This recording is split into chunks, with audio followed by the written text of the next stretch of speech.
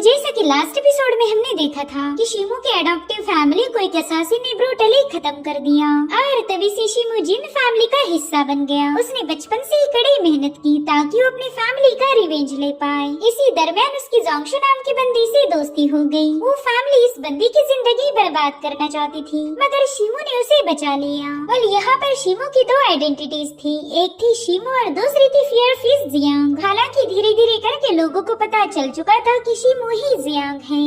अब आगे तो इस एपिसोड की शुरुआत में हमें फेंगचिंग टाउन का सीन दिखाया गया। यहाँ के लोग वांग तियानहाओ को देखने के लिए काफी ज्यादा बेताब थे।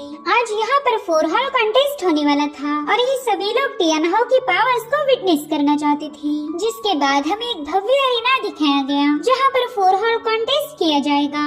सारा अरीना ऑडियंस से खचाखच भरा हुआ था और उतने में ही टियानलू हॉल का मास्टर फिंगचन अरीना में पहुँच गया। वो कॉन्टेस्ट देखने आए सभी मेहमानों को ग्रेट करते हुए बता रहा था कि इस बार की 4 हॉल टूर्नामेंट मेरे टियानलू मार्शल हॉल में ऑर्गेनाइज करने के लिए आप सभी का शुक्रिया। इस साल का कॉन्टेस्ट देखकर सभी को मजा आएगा। वहीं पर हमें चारों हॉल्स की पोजीशंस दिखाई गई। ये चारों हॉल बेसिकली 4 पावरफुल सेक्ट थे, जिसमें से एक था वुकॉन हॉल, दूसरा है लियोफिंग मार्शल हॉल जहाँ का टॉप डिसाइपल शिमू था, तीसरा है टियानलू मार्शल हॉल और चौथा था फेई होंग मार्शल हॉल। यहाँ पर लियोफिंग मार्शल हॉल का मास्टर कह रहा था कि इस बार भी फेई होंग हॉल का मास्टर मुकाबला देखने नहीं आया, शायद उसे डर है कि उसका सेक्टे मुकाबला हार जाएगा। इधर मास्टर फिंगचन सभी को मुकाबले के रूल्स बता रहा था कि जो भी मुकाबला जीतेगा उसे आखिर तक अरीना में रुकना पड़ेगा और इसे ही लास्ट मैन स्टैंडिंग कहा जाता था, यानी कि जो आखिर तक बना रहेगा वही इस कॉन्टेस्ट का विनर बनेगा। इस साल चारों हॉल्स अपने अपने पावरफुल कैंडिडेट को लेकर आए हुए थे, तो फिंगचन कह रहा था कि आज हमें शानदार मुकाबले देखने को मिलेंगे, इसीलिए तुम सभी लोग आखिरी मैच तक एंजॉय करने वाले हो। और अब पहला मुकाबला शुरू हो गया। इसमें से एक वॉरियर के पास सोर्ड टेक्निक थी तो दूसरे के पास थी स्पीयर टेक्निक और अब इन दोनों में जबरदस्त फाइट शुरू हो गई। इधर जिन फैमिली का एल्डर वुटांग से कहने लगा कि वांग फैमिली का एल्डर मुकाबला देखने नहीं आया, जिस पर वुटांग जवाब देते हुए बताने लगा कि 3 बॉर्डर स्टेट का इलाका हाल ही में काफी ज्यादा अनस्टेबल हो चुका, मगर फिर भी आपके फैमिली की कैरेजेस अक्सर उस इलाके से ट्रैवल करती, तो आपने थोड़ा सा केयरफुल रहना चाहिए। यहाँ पर जिनचिंग समझ गया था कि वुटांग उसे ताना मार रहा, तो जिनचिंग भी उसे जवाब देते हुए कहने लगा कि हाल ही में आपके भी घर से आपके बेटे की दुल्हन को अगवा किया गया और वो भी सबके सामने। जमाना अब बदल रहा है, इसलिए मेरे दोस्त हम सभी ने केयरफुल रहना चाहिए। यहाँ पर जिनचिंग की बातें सुनकर वुटांग को काफी ज्यादा गुस्सा आ रहा था, मगर उसके पास जिनचिंग का मुंह बंद करने का कोई तरीका नहीं। इधर अरीना में उस सोर्ड कल्टीवेटर ने अपनी ढेर सारी सोर्ड फॉर्म कर ली थी, मगर उस स्पीयर वाले बंदे ने उसके हर एक सोर्ड अटैक को डिस्ट्रॉय करते हुए उस पर अपनी स्पीयर से हमला कर दिया, जिससे तो वहाँ पर काफी स्ट्रॉन्ग एनर्जी रिलीज होने लगी। शिमू इस मुकाबले को काफी केयरफुली ऑब्जर्व कर रहा था और उतने में टियानहाओ वहाँ पर पहुँच जाता है। वो शिमू से कह रहा था कि आज का मुकाबला वाकई कमाल का है, लेकिन अगर तुम अरीना में होते तो कोई तुम्हें चैलेंज नहीं कर पाता। इनफैक्ट ये दोनों बंदे तुम्हारे सामने हार मान लेते। और फिर ये दोनों फिंगचुन नाम के बंदे को देखने लगे। शिमू टियानहाओ से पूछने लगा कि क्या तुम्हें वाकई ऐसा लगता है कि ये बंदा मेरे सामने हार जाएगा, जिस पर टियानहाओ जवाब देते हुए कहने लगा कि उस बंदे की आंखें शार्प और स्पिरिचुअल ऑरा स्टडी है। पता नहीं मैंने इस बंदे को पहले नोटिस क्यों नहीं किया। और उतने में शिमू की सिस्टर यूहान वहाँ पर पहुँच गयी। वो कह रही थी यंग मास्टर वांग तियान, आप तो हमेशा कल्टीवेशन में बिजी रहते हो, तो भला दूसरों पर आपका ध्यान कैसे जाएगा। तियानहाओ तो इस बंदे को देखते ही परेशान हो गया। वो जानता था कि यूहान उसके साथ अभी भी नाराज है। वहीं पर शिमू टियानहाओ से कहने लगा कि प्लीज यूहान की बातों को दिल पर मत लगाना, उसने तो बस तुम्हारे साथ मजाक किया। जिस पर टियानहाओ तुरंत ही माफी मांगते हुए कहने लगा कि भाई मैं जानता हूँ उस दिन मैंने तुम्हारे साथ बेवजह ही फाइट की, बाद में मैंने वो फैमिली के सर्वेंट से भी बात की थी और वहीं से पता चला कि वो फैमिली वाकई जोंगशु के साथ गलत कर रही है और मैंने तुम्हें ही गलत समझ लिया। आई होप तुम मुझे माफ करोगे। जिस पर युआन कह रही थी कि माफी का तो सवाल ही पैदा नहीं होता, तुमने मेरे भाई से पूछना चाहिए था कि वो जोंगशु को अगवा क्यों कर रहा है, लेकिन ये सब करने के बजाय तुमने तो सीधे उसके साथ फाइट शुरू कर दी, जिसके बाद वो शिमू को लेकर उससे दूर चली गई। वह टियानहाओ युहान को पसंद करने लगा था, लेकिन वो उस पर इतनी नाराज है कि दिल की बात कहना दूर, वो तो उसके सामने नॉर्मली बात भी नहीं कर पा रहा था, इसलिए वो दोबारा से उनके सामने चला गया। वो शिमू से कहता है भाई मैं जानता हूँ मुझसे गलती हो गई, मैंने तुम्हारे साथ फाइट नहीं करनी चाहिए थी, मगर उस दिन के हालात ही कुछ ऐसे थे कि मैंने तुम्हें गलत समझ लिया। मैं उम्मीद करता हूँ कि शिमो और यूहान पुरानी बातों को भूल जाएंगे। जिस पर यूहान कह रही थी कि शिमो का तो पता नहीं, लेकिन मैं तुम्हें माफ नहीं करने वाली। जो सुनते साथ ही शिमो अपनी सिस्टर को समझाने लगा कि तुम तो फालतू में ही उस बंदे को परेशान कर रही हो, बेचारा तो ठीक से बात भी नहीं कर पा रहा, प्लीज उसे इतना भी तंग मत करो। खैर ये सब छोड़ो और मुझे उस बंदे के बारे में बताओ, मैंने तो इसे फेंगजुन सिटी में पहले कभी नहीं देखा। तो यूहान कहने लगे कि इसका नाम फेंगजुन है, मैंने इसके बारे में कुछ रूमर सुने हुए थे।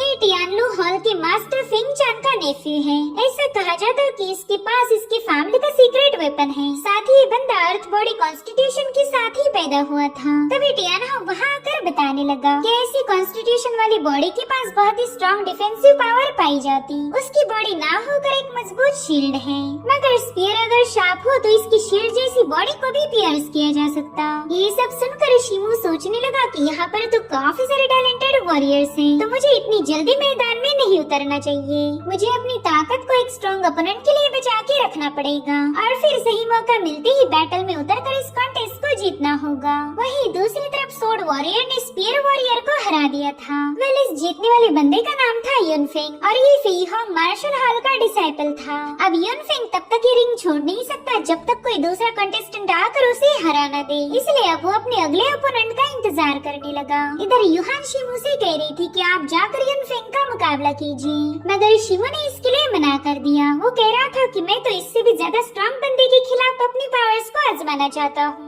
और इतने में फेंगजुन ने बड़ी स्टाइल के साथ अरीना में जंप लगा दी। वो अपने ओपोनेंट के सामने शुरू से ही अपना डोमिनेंस साबित करना चाहता था। वहीं पर लोग भी फेंगजुन को चीयर्स करने लगे। साथ ही फेंगजुन युनफेंग को भी ग्रेट कर रहा था। उसके अंकल तो काफी ज्यादा खुश थे क्योंकि उसे पता है कि फेंगजुन इस बंदे पर भारी पड़ सकता। और अब उसने तुरंत ही मुकाबले की शुरुआत कर दी। यहाँ पर युनफेंग बड़ी तेजी के साथ फेंगजुन पर अटैक करने रवाना हो चुका था, मगर उसी वक्त फेंगजुन ने अपने पावर्स को एक्टिवेट कर दिया। उसकी पावर से पूरा अरीना शेक हो रहा था, जो देख शिमू के भी होश उड़ गए। इनफैक्ट एल्डर्स भी अपनी जगह से उठ गए और उसी वक्त युनफेंग की सोड फेंगजुन की बॉडी से टकरा गई। मगर उस बंदे की डिफेंसिव एनर्जी इतनी भयानक थी कि वो सोड उसे बिल्कुल भी पियर्स नहीं कर पाती। इधर युनफेंग भी हैरान होते हुए कहने लगा कि ये तो इम्पॉसिबल है, मगर उस बंदे ने दूसरी साइड से उस पर हमले करना शुरू कर दिए। हालांकि उन सभी अटैक्स का एक ही अंजाम निकल के आया। युनफेंग चाहे कितनी भी कोशिश क्यों न करे, वो इस बंदे की शील्ड को पियर्स नहीं कर पा रहा था। जो देख मास्टर कांघाई तुरंत ही समझ गए कि यहाँ पर कोई तो गड़बड़ी है और तुरंत ही फेंगचान से कहने लगे कि तुमने तो उस बंदे को आयरन क्लॉथ टेक्निक सिखाई है और ऑलरेडी उसके पास अर्थ कॉन्स्टिट्यूशन थी। जिस पर फेंगचान कहने लगा कि तुम लोग मुझ पर उंगली नहीं उठा सकते, तुमने भी तो अपने डिसाइपल को सीक्रेट टेक्निक सिखाई होगी, तो इस तरह से तो हम सभी लोग सेम हैं, इसलिए मुझ पर उंगलियां उठाना बंद करो। तभी एक दूसरा मास्टर कहने लगा कि इस आयरन टेक्निक की वजह से फेंगजुन सबको डोमिनेट करेगा, बॉडी टेम्परिंग की 11वीं लेवल का बंदा भी उसे हरा नहीं सकता। तभी कांघाई कहने लगा कि डिसाइपल की बात तो दूर रही, इनफैक्ट हम मास्टर भी फेंगजुन की डिफेंसिव शील्ड को आसानी से ब्रेक नहीं कर पाएंगे। चलो देखते हैं युनफेंग इसकी डिफेंस को ब्रेक कैसे करेगा। इधर फेंगजुन ने युनफेंग पर पंचेस और लाते जड़ना शुरू कर दी,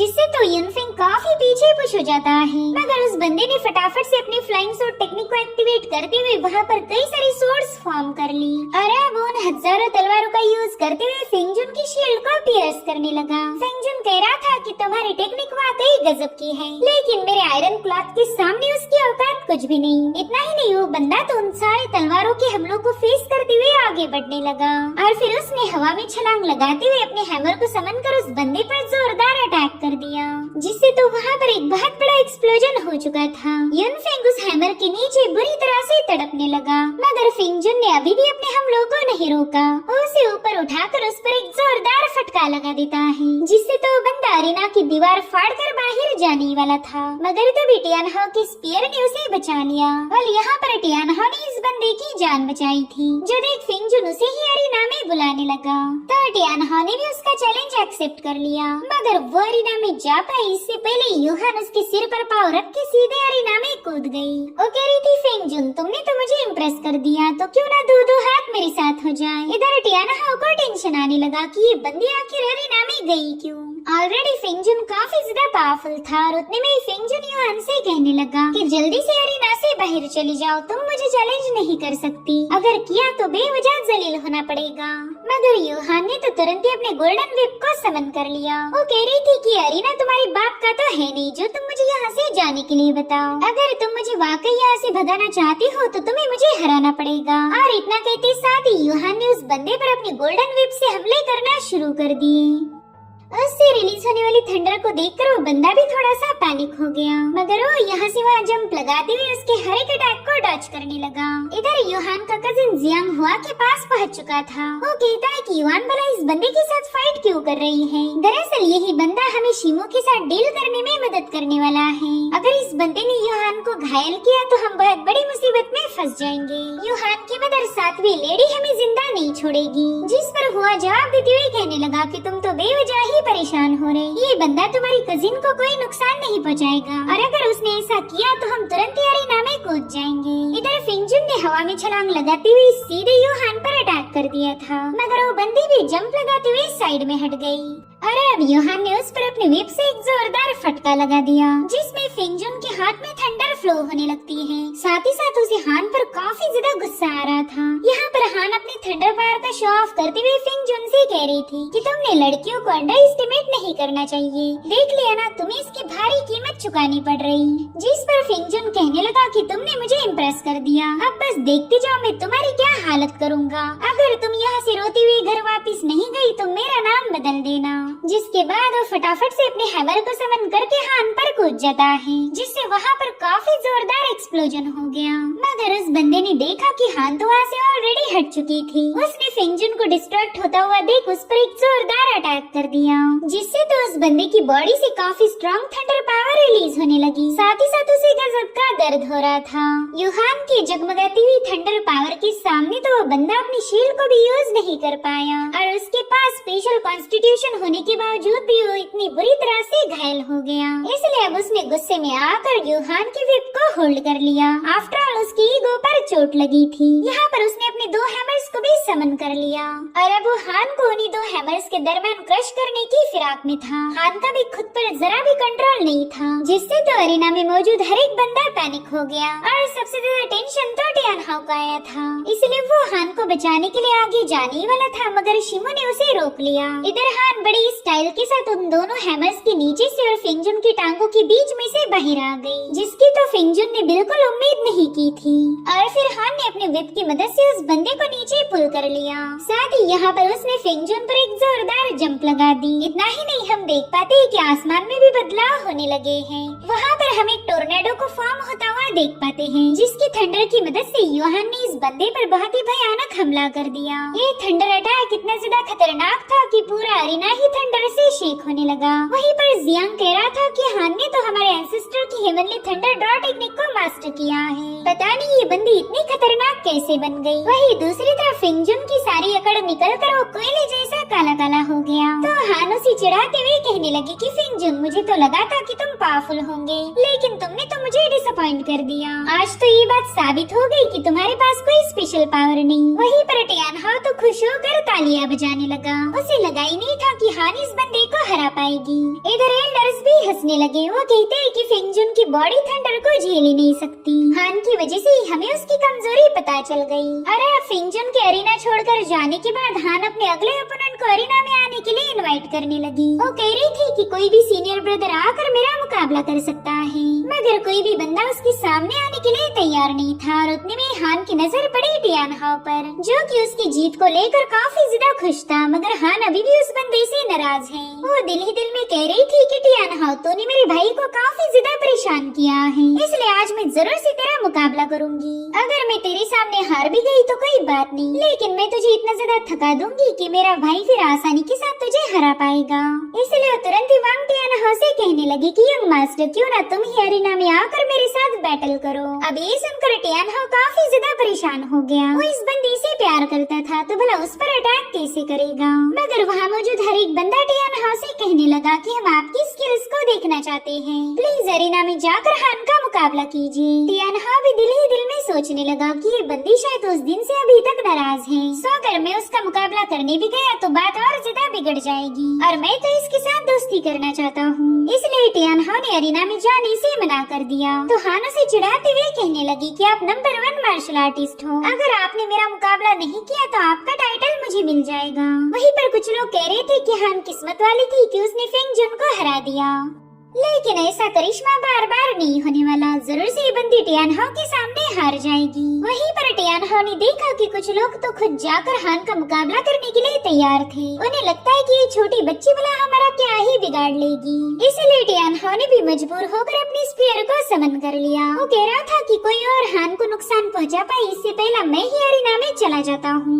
अरे फाइनली टियान हाउ और हान आमने सामने थे। यहाँ पर हान ने बड़ी स्टाइल के साथ अपनी स्पीयर पावर्स को एक्टिवेट कर दिया था।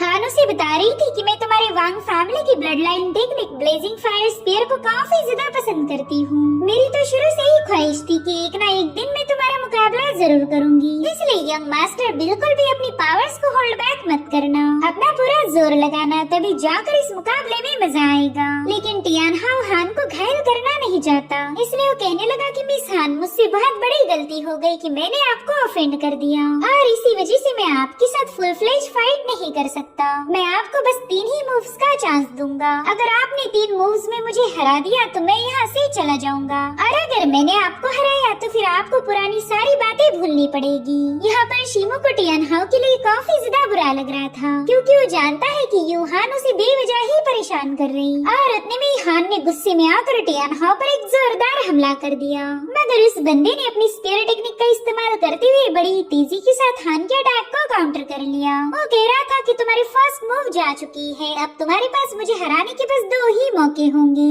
जो सुनते साथ ही यूहान ने एक बार फिर से अपनी थंडर पावर को रिलीज कर दिया। वहीं पर टियान हाउ भी अपनी ब्लेजिंग फायर को एक्टिवेट कर लेता है, और फिर यहाँ पर इन दोनों में एक जोरदार क्लैश हो गया।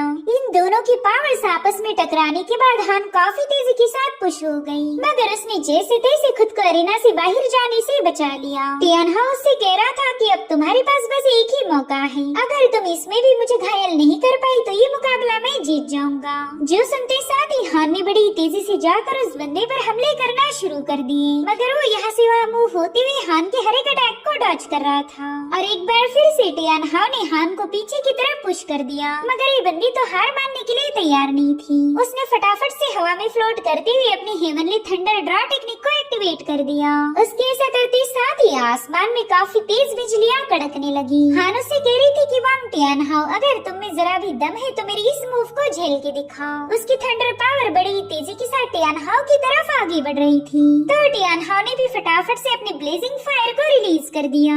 उसका ये हमला इतना ज्यादा तगड़ा था कि हान की मूव एक ही सेकंड में डिस्ट्रॉय हो गई। वहीं पर हान भी बड़ी तेजी से नीचे की तरफ गिरने लगती है। यहाँ पर शिमो से संभालने के लिए आगे बढ़ रहा था कि तभी टियान हाउ ने उसके विप को पकड़कर उसे अपनी तरफ खींच लिया, जिसके चलते हान सीधे जाकर टियान हाउ की बाहों में आ गई। सभी लोग उन दोनों को एक साथ देखकर काफी ज्यादा खुश हो गए। वो कह रही थी कि ये तो काफी रोमांटिक जोड़ी होगी, जल्दी जिन फैमिली की लड़की वांग फैमिली की बहू बनेगी। यहाँ पर शिमो को भी इन दोनों की हरकतें देखकर हंसी आ रही थी। वहीं दूसरी तरफ हुआ कह रहा था कि वांग टियान हाउ तो इतना ज्यादा रोमांटिक निकला कि उसने अरीना को एक थिएटर में बदल दिया। मुझे तो ऐसा लग रहा है कि मैं कोई रोमांटिक ड्रामा देख रहा हूँ। यहाँ पर टियान हाउ से बड़े ही प्यार से घूर रहा था, और उतने में हान ने उसके मुंह पर एक जोरदार पंच लगा दिया। उससे कहती है कि तुमने तो मुझ पर काफी जोरदार हमला कर दिया, एक तो मुझ पर हमला किया और ऊपर से मुझे बाहों में लिया, अब तो मैं तुमसे और भी ज्यादा नाराज हूँ। यहाँ पर टियान हाउ को समझ नहीं आ रहा था कि वो इस बंदी को कैसे समझाएगा कि उसका उसे घायल करने का कोई इरादा नहीं था। साथ ही टियान हाउ ने देखा कि अरीना में मौजूद हर एक बंदा उन दोनों का मजाक उड़ा रहा है। अभी तक तो इन दोनों में ठीक से दोस्ती भी नहीं हुई थी, और लोगों ने ऑलरेडी इन्हें कपल समझ लिया। अब यहाँ पर टियान हाउ अपने अगले ओपोनेंट का इंतजार कर रहा था, मगर कोई भी उसका मुकाबला करने के लिए वहाँ पर नहीं आता। वहीं दूसरी तरफ हान अपने भाई से कह रही थी कि अब आप ही जाकर इस बंदे को सबक सिखाओ। हालांकि शिमो ऐसा नहीं चाहता, उसे पता था कि टियान हाउ एक न एक दिल बंदा है, मगर हान उससे कह रही थी कि इस बंदे ने मुझे बुली किया है तो जल्दी से जाकर मेरा बदला लीजिए। जो सुनकर टियान हाउ कहने लगा, शिमो क्यों न तुम ही मेरा मुकाबला करो। इस तरह से तुम्हारी बहन की ख्वाहिश पूरी हो जाएगी। इसीलिए फाइनली शिमू भी अरेना में कूद गया। यहाँ पर उसने अपनी सनमन ब्लेड को बाहर निकाल लिया था और टियानहा से कहता है कि मेरे दोस्त मैं तुम्हारे साथ फाइट करना नहीं चाहता, लेकिन अब तुमने मुझे इनवाइट किया ही है तो क्यों न इस मुकाबले को एंड तक ले जाए। इधर टियानहा भी अपनी स्पीयर को उसकी तरफ पॉइंट करते हुए कहने लगा कि मैं उम्मीद करता हूँ तुम्हारी बॉडी टेम्परिंग टेक्निक मुझे निराश नहीं करेगी। यहाँ पर शिमू भी समझ गया था कि इस बंदे की ब्लेजिंग फ्लेम पूरी तरह से मैच्योर्ड हो चुकी है, यानी कि इस मुकाबले को जीतना बिल्कुल भी आसान नहीं होने वाला। वहीं पर जोंगशू एक हैट पहनकर अरेना में पहुंच चुकी थी और उतने में ही हुआ भी उसे देख लेता है। वो कह रहा था पता नहीं क्यों मगर ये लड़की मुझे काफी ज्यादा जानी पहचानी लग रही, कहीं ये जोंगशू तो नहीं है। और इसी के साथ एपिसोड यहीं पर एंड हो जाता है। Thank you so much for watching, bye bye, take care.